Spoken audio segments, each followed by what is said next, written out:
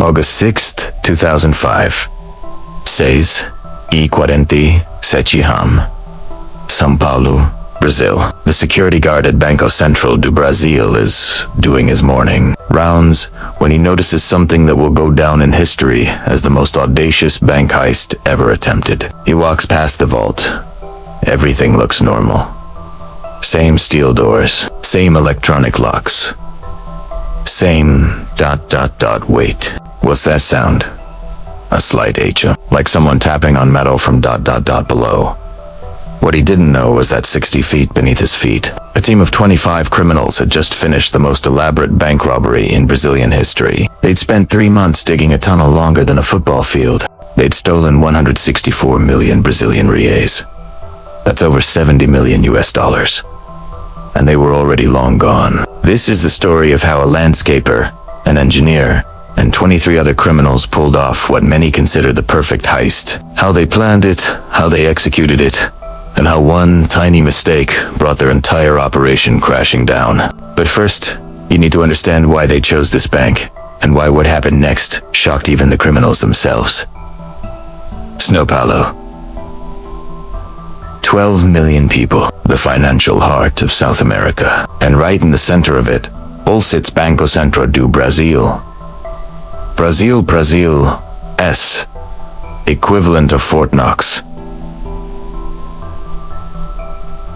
This isn't just any bank. This is where the Brazilian government stores its cash reserves. Mountains of fresh bills waiting to be distributed to banks across the country. On any given weekend, there could be anywhere from $50 to $200 million sitting in those vaults.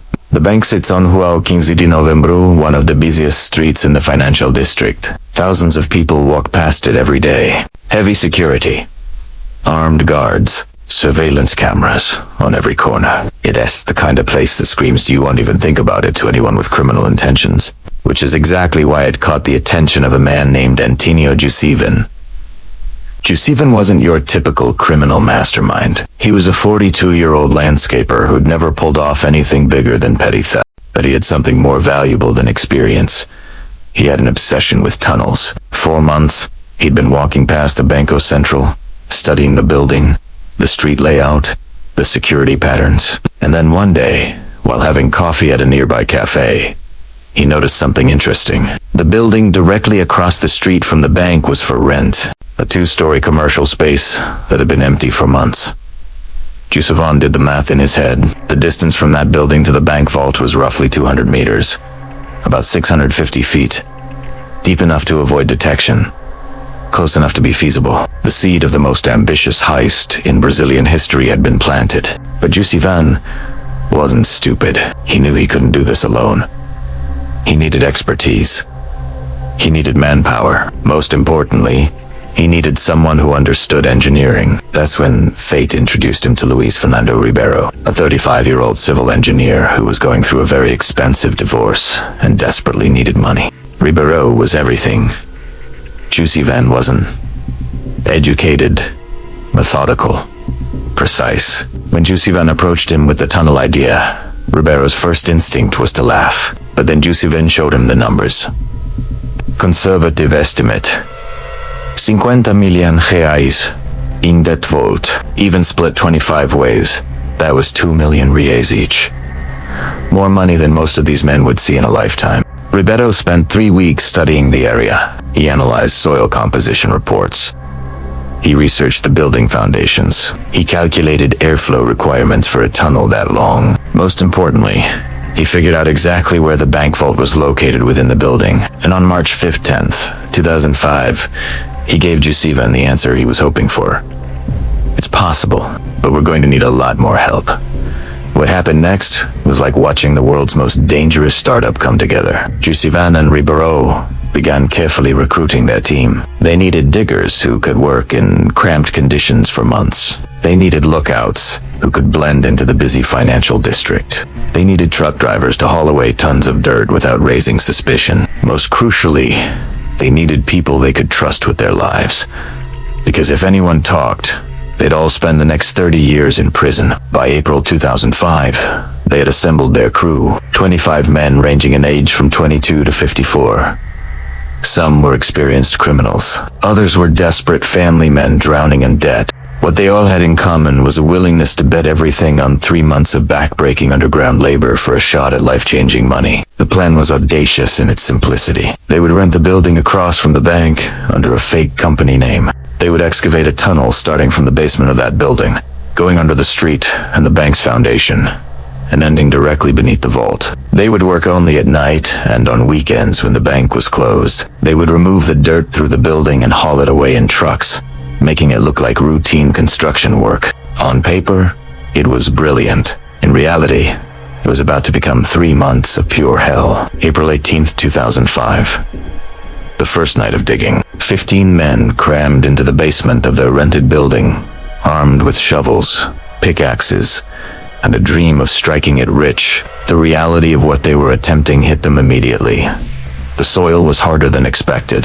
The air was thick and stifling. Every shovelful of dirt had to be passed hand to hand through an improvised bucket brigade and hauled upstairs. By the end of that first night, they had dug exactly 4 meters. At that rate, it would take them 8 months to reach the bank. Ribeiro quickly realized they needed to get serious about this operation. He invested in proper excavation equipment, pneumatic drills, industrial fans for air circulation, wheelbarrows that could navigate tight spaces. More importantly, he organized the crew into shifts so work could continue around the clock. But even with better equipment, progress was agonizingly slow. They were digging through some of the most challenging urban terrain imaginable. First, they hit a layer of clay so dense, it was like digging through concrete. Then they encountered an underground water table that flooded their tunnel and forced them to install a pump system. Most dangerous of all, they had to navigate around existing utility lines. Gas, water, electricity, sewage. One wrong move could cause an explosion, a flood, or a citywide blackout that would bring every authority in São Paulo directly to their location. The psychological pressure was immense. These men were working 12-hour shifts in a tunnel barely wide enough for one person. Knowing that every day they weren't caught was a miracle. The air was so bad that several crew members developed respiratory problems. The constant fear of caverns meant they had to install wooden supports every few meters, slowing progress even further. And through it all, they had to maintain the facade of running a legitimate landscaping business out of the building above. By June, they had dug 100 meters, halfway to their target. But the operation was taking its toll. 2 crew members had quit, unable to handle the claustrophobic conditions. Another had suffered a minor cavern that nearly crushed his leg. The remaining men were exhausted, paranoid, and starting to question whether this impossible plan would ever work. That's when Ribeiro made a decision that would either save the operation or destroy it completely. He decided to bring in heavy machinery. The problem was obvious. How do you get an excavator into a basement tunnel without anyone noticing? Ribeiro's solution was typically audacious. They would dismantle a small excavator piece by piece, carry it down into the tunnel, and reassemble it underground. It took them 4 days and nearly got them caught twice when neighbors complained about the noise. But it worked. Their digging speed tripled overnight. July 2005. With a mechanical advantage, they were making real progress. The tunnel was now 150 meters long, 60 feet underground, and equipped with a sophisticated air circulation system. They had installed electric lighting, communication lines between the tunnel and the building above, and even a small rail system to transport dirt more efficiently.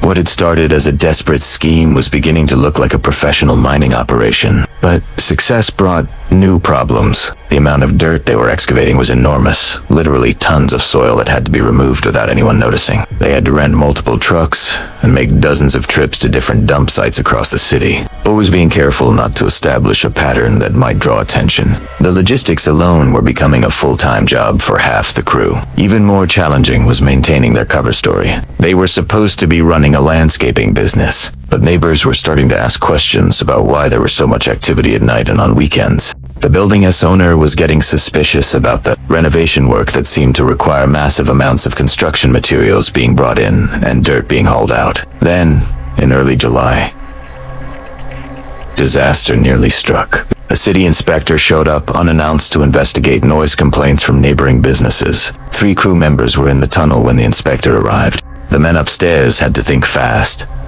They told the inspector they were doing foundation work to install new plumbing. The inspector bought the story, but just barely. That night, Ribeiro made a rule. No more daytime work. No matter what. The risk was becoming too great. As July turned to August, the crew could sense they were close. The tunnel was now 180 meters long, just 20 meters from the bank's foundation. But those final 20 meters would prove to be the most challenging yet. They were now digging directly under the busy street, with cars and trucks passing overhead every few minutes. The vibrations from traffic made the tunnel walls unstable, requiring constant reinforcement. Worse, they were approaching the most dangerous part of the entire operation, breaching the bank-S foundation without triggering the building-S security systems. Modern banks aren't just protected by guards and cameras. They have sophisticated vibration sensors that can detect unauthorized digging from hundreds of meters away. One wrong move, one tool, striking the foundation too hard, and alarms would start screaming. August 1st, 2005. After more than 3 months of digging, they finally reached the bank's foundation. But their celebration was short-lived. The foundation was thicker than Ribeiro's research had indicated. Not the expected 2 meters, but nearly 4 meters of reinforced concrete. They were going to need specialized equipment to break through without causing vibrations that would trigger the security system. This is where the plan could have fallen apart completely. Breaking through 4 meters of reinforced concrete quietly is nearly impossible, even with professional equipment. But Ribeiro had spent months studying the bank's security patterns. He knew that every Friday at 6 p.m., the bank security system went into weekend mode. Motion detectors were disabled, vibration sensors were reduced in sensitivity, and the building was essentially unmonitored until Monday morning. They would have exactly 60 hours to break through the foundation, access the vault, steal everything they could carry, and escape before the bank opened Monday morning. If they weren't finished by then, they would be trapped in the tunnel with no way out and no way to avoid capture. Friday, August 5th, 2005, 6:15 p.m. The moment they had been planning for 3 months had finally arrived. 25 men gathered in the building above the tunnel for what they knew could be their last meeting as free men. The plan was simple. 8 men would go into the vault to gather the money. 12 would form a human chain to pass the cash through the tunnel, and 5 would stay above ground as lookouts and getaway drivers. Ribeiro gave them all one final warning. Once they breached the vault, there was no turning back. The bank would discover the theft by Monday morning, and the biggest manhunt in Brazilian history would begin. Everyone needed to be prepared to disappear completely. New identities, new cities, new lives. Several men chose that moment to walk away, deciding the risk wasn't worth it. 21 remained. At 6:30 p.m., they began breaking through the foundation. Using diamond-tipped drill bits and hydraulic concrete breakers, they worked in complete darkness, with only headlamps for light. The noise was tremendous, but Friday night traffic above provided perfect cover. By 10 p.m., they had created a hole large enough for a man to crawl through. What they found on the other side exceeded their wildest expectations. The vault was unjust full of money. It was packed with more cash than any of them had ever seen. Stacks of 50 and 100 real notes bundled and organized on metal shelving that stretched from floor to ceiling. But here's what none of them had considered. All that money was incredibly heavy. Bundle of 100 bills weighed about a kilogram. There were thousands of bundles. They quickly realized they couldn't take everything. Even working all weekend, they could only carry a fraction of what was there. So they made a strategic decision. Focus on the highest denomination bills and leave everything else behind. They spent the next 36 hours in a carefully choreographed ballet of theft, passing bundle after bundle through the tunnel in an endless human chain. By Sunday evening, they were exhausted but euphoric. They had successfully stolen what they estimated to be around 160 million reais, roughly 70 million US dollars.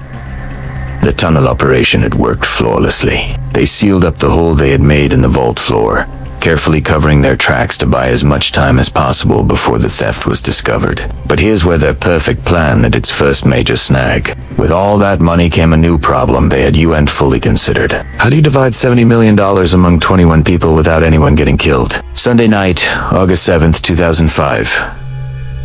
The money was stacked in the building above the tunnel like a small mountain of cash. Each man was supposed to receive roughly 7.6 million reais, menos about 33 million ultrasonografia dollars. Life-changing money for every single one of them. But as they began counting and dividing, tensions that had been simmering for months finally boiled over. Some crew members argued they deserved more because they had worked longer hours in the tunnel. Others claimed they should get bigger shares because they had taken greater risks as lookouts.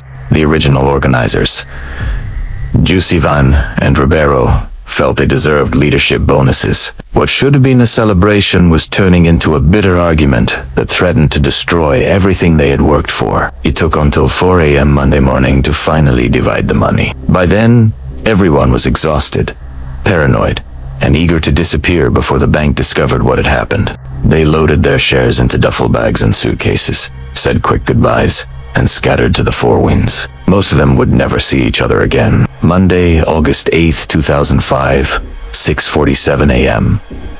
The security guard at Banco Central do Brasil makes his morning rounds and hears that strange echoing sound from below. By 7:30 a.m., they have discovered the hole in the vault floor. By 8 a.m., bank officials realize the magnitude of what has happened. By 9 a.m., every law enforcement agency in Brazil has been mobilized for the largest manhunt in the country's history. The initial police investigation was like something out of a detective novel. They knew exactly how the crime had been committed.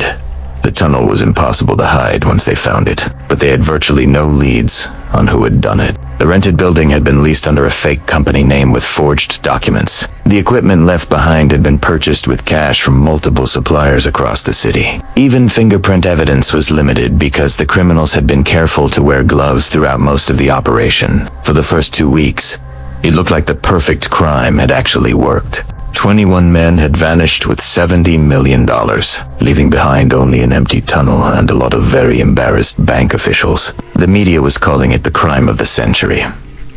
International news outlets were covering the story. Some people were actually rooting for the thieves to get away with it. But as every criminal eventually learns, there's no such thing as a perfect crime. There are only crimes where the mistakes haven't been discovered yet. The first crack in their operation came from an unexpected source: telephone records. While the crew had been careful about most aspects of their operation, several members had been sloppy about communication during the planning phase. Federal investigators spent weeks analyzing cell phone data from the area around the bank, looking for patterns of calls that might indicate coordination of criminal activity. They found what they were looking for in the phone records of Luis Fernando Ribeiro. In the weeks leading up to the heist, his call patterns showed repeated contact with a cluster of phone numbers, always during times that coincided with the tunnel digging schedule. It wasn't proof, but it was enough to put Ribeiro under surveillance.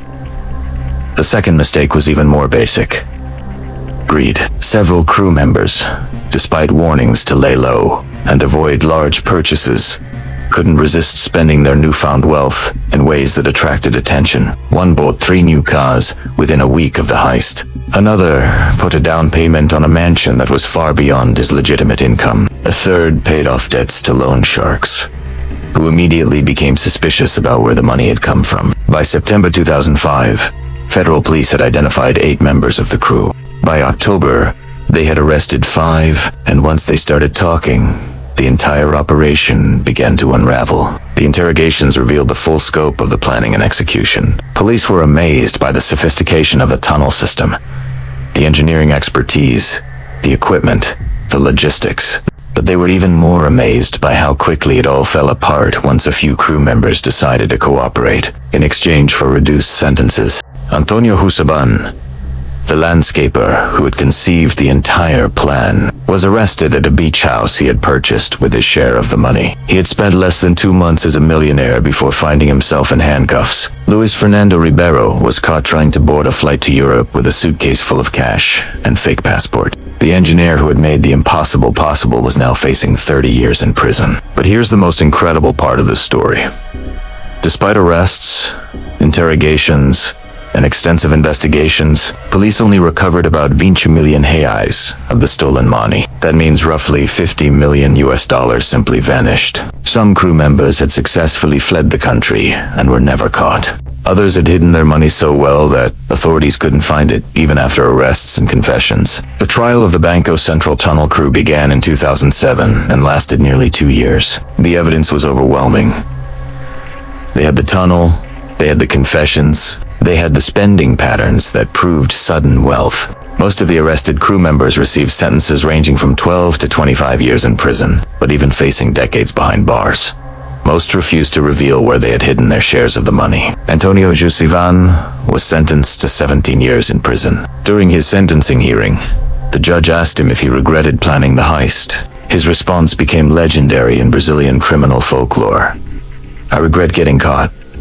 I don't regret the plan. For 3 months, we pulled off the impossible." Luis Fernando Ribeiro received 22 years for his role as the operations chief engineer. He spent most of his trial testimony describing the technical challenges of the tunnel construction, speaking about it with the pride of an architect discussing a masterpiece. When asked where his share of the money was hidden, he simply smiled and said, "That's the one part of the plan that worked perfectly." Today, nearly 20 years later, the Banco Central tunnel heist remains the largest bank robbery in Brazilian history. The tunnel itself has been sealed and the building above it demolished, but the story has become part of São Paulo legend. Tour guides still point out the location to curious visitors. Crime historians study the operation as an example of how meticulous planning and engineering expertise can overcome seemingly impossible security challenges. But perhaps the most fascinating aspect of this story isn't the crime itself. It is what happened to the money that was never recovered. Somewhere out there, several members of the tunnel crew are living comfortable lives funded by their shares of one of history's most audacious heists. They successfully transformed themselves from desperate men into millionaires through 3 months of underground labor and nerves of steel. The Brazilian Federal Police officially closed the case in 2012, having recovered less than 1/3 of the stolen money and arrested only 12 of the 21 crew members. The case file remains open for the missing suspects, but after nearly 2 decades, it's unlikely any of them will ever face justice. They pulled off what every criminal dreams of: the perfect getaway. So, what can we learn from the Banco Central tunnel heist? First, that with enough planning, expertise, and determination, even the most secure targets can be vulnerable. The bank's security was designed to stop conventional attacks. Armed robberies, explosives, electronic hacking. No one had considered the possibility of criminals literally digging their way to the money over a period of months. Second, that the most sophisticated criminal plans often fail due to basic human weaknesses: ego, greed, and the inability to resist showing off newfound wealth. The crew that spent months maintaining perfect operational security fell apart within weeks, because some members couldn't resist living like millionaires. Third, that successful crimes require not just good execution, but perfect escape and money laundering plans. The crew that was caught had great operational security during the heist, but terrible financial security afterward. The ones who got away understood that stealing the money was only half the challenge. The other half was making it disappear forever. The Banco Central tunnel heist stands as a testament to human ambition, ingenuity, and the eternal appeal of the impossible score. It's a story that has everything: meticulous planning, incredible execution, dramatic betrayals, and an ending that leaves you wondering about the ones who got away. In the end, 21 men attempted to change their lives forever by digging the most ambitious tunnel in criminal history. Some ended up in prison, some ended up dead, but a few, just a few, ended up exactly where they had dreamed of being when they first picked up those shovels in April 2005. They became legends, and they became rich, and most incredibly of all, they became free. The tunnel may be sealed, but the legend of the $70 million heist that almost worked perfectly will echo through criminal history forever. Sometimes the most impossible plans are the ones that actually succeed. You just have to be smart enough to disappear when it's time to collect your reward. If you found this story as incredible as I did while researching it, make sure you're subscribed. Because next week, I'm diving into the details of the Pink Panthers, the international jewelry heist crew that has stolen over $500 million from stores across the globe and is still active today. These stories of criminal ambition and impossible plans reveal as much about human nature as they do about the crimes themselves. What would you have done differently if you were planning the Banco Central heist? Let me know in the comments. I read every single one, and your insights always help me uncover new angles on these incredible stories. Thanks for joining me on this journey into one of history's most audacious crimes.